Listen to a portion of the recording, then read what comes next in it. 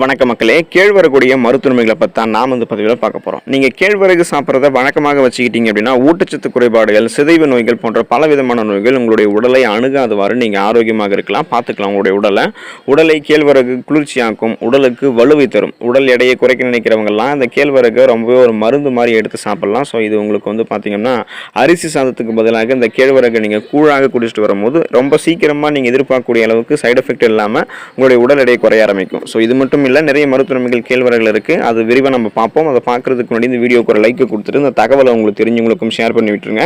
இது போன்ற அப்டேட்ஸ்களை தொடர்ந்து பார்க்குறதுக்கு நம்மளுடைய ஹெல்த் நியூஸ் தமிழ் சேனலை நீங்கள் சப்ஸ்கிரைப் பண்ணிக்கிட்டு பக்கத்தில் இருக்கக்கூடிய பெல் பட்டனை கிளிக் பண்ணி ஆல் அப்படின்ற ஆப்ஷனையும் மறக்காமல் செட் பண்ணி வச்சுக்கிட்டீங்க அப்படின்னா நான் போடக்கூடிய எல்லா அப்டேட்ஸும் உங்களுக்கு நோட்டிஃபிகேஷன் அடிக்கடி வந்து சேரும். சரி வாங்க மக்களே, இப்போ வீடியோக்குள்ளே போயிடலாம். கால்சியம் சத்துடைய வளமான ஆதாரமாக கேழ்வரகு இருக்கிறதால எலும்புகள் சார்ந்த பற்கள் சார்ந்த பலவிதமான பிரச்சனைகளும் குணப்படுத்தப்படும், வராமல் தடுக்கப்படும். நீங்கள் பார்த்தீங்கன்னா கேழ்வரகு எடுத்துக்கும் போது கால்சியம் சத்து பெறுவதற்கு கேழ்வரகு சிறந்த உணவாக இருக்குது. பால் பொருட்களை விரும்பாதவர்களுக்கு கால்சியம் கிடைக்க வேணும் அப்படின்னா கேழ்வரகு அவங்க எடுத்துக்கலாம். 100 கிராம் கேழ்வரகுல 344 மில்லிகிராம் கால்சியம் இருக்குது. எனவே எலும்பு பற்களினுடைய ஆரோக்கியத்தை பராமரிக்கிறதுக்கு கேழ்வரகு சாப்பிடலாம். முதியவர்களுக்கெல்லாம் எலும்பு தேய்மானம், மூட்டு வலி, எலும்பு புரை, ஆஸ்டியோபோரோசிஸ், எலும்பு மெலிவு நோய் போன்ற இந்த மாதிரி எலும்புகள் சார்ந்த பலவித பிரச்சனைகளை எதிர்காலத்தில் வராமல் தடுக்கிறதுக்கு இப்போ இந்த கேழ்வரகு அவங்க எடுத்துக்கலாம். ஸோ உங்களுக்கு அந்த ப்ராப்ளம் எல்லாம் இருக்குது, அதை சால்வ் பண்ணிக்கணும் அப்படின்னாலும் கொஞ்சம் கொஞ்சமாக இந்த கேழ்வரகு உங்களுடைய உணவுகளை சேர்த்துக்கோங்க. இது சாத்தியம். உங்களுடைய அந்த மூட்டு வலி, எலும்பு வலி, எலும்புகள் சார்ந்த பற்கள் சார்ந்த பல விதமான பிரச்சனைகள் குணப்படுத்தப்படும், வராமலும் தடுக்கப்படும்.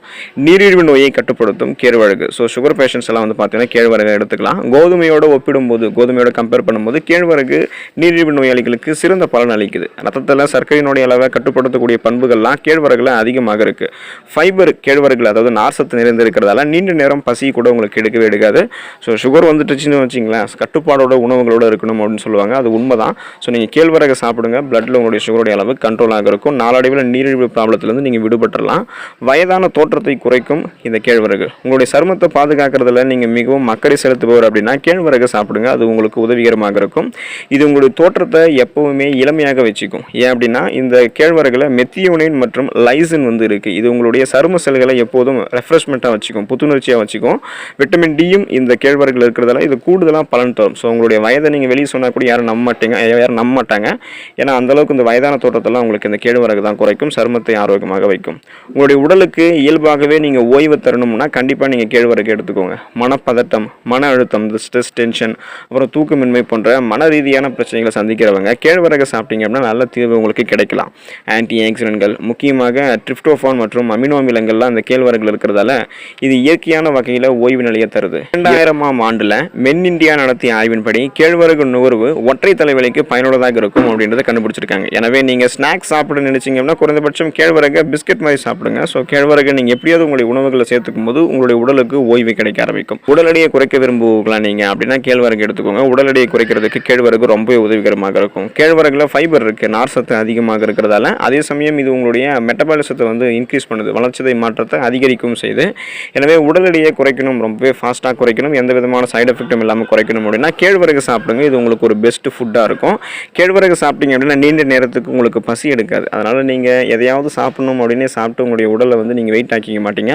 அதுவும் இல்லாமல் கேழ்வரகுல இருக்கக்கூடிய மருத்துவமைகள் உங்களுடைய உடலில் இருக்கக்கூடிய அந்த கொழுப்புகளை எரிக்கக்கூடிய சக்தியை கொண்டு இருக்குது. ஸோ நீங்கள் கேழ்வரகு எடுத்துக்கும் போது உங்களுடைய உடல் எடையை எந்த விதமான சைடு எஃபெக்டும் இல்லாமல் ஆரோக்கியமான முறையில் குறைக்கலாம்.